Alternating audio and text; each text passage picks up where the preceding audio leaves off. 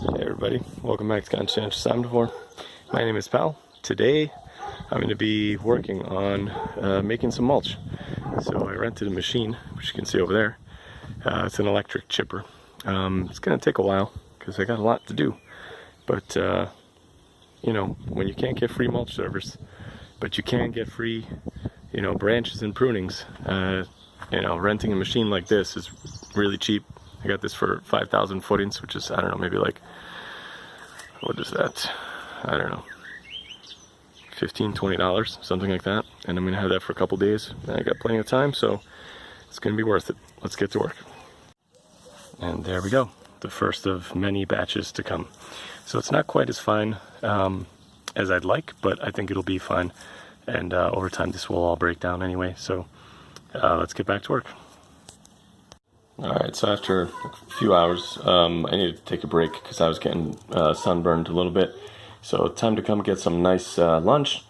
My wife made some, what is this, cucumber and tzatziki sauce using a rice-based cream.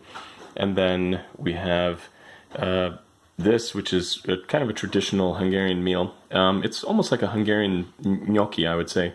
It's a potato dough, kind of like noodle, and then we top it with sweet stuff actually. So there's like poppy seed ground up with sugar, and then a little bit of rose hip jam thrown on the top.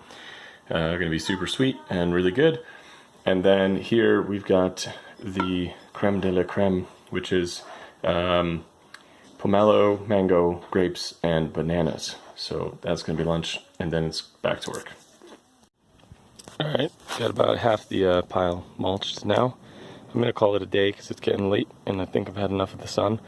But what I am going to do is I've watered all the fruit trees really well. And I'm going to take a bunch of the mulch and layer it on top, so it'll help the moisture retention. I'm going to do that real quick. Alright, so just a quick run through. There's the apricot tree, looking pretty nice.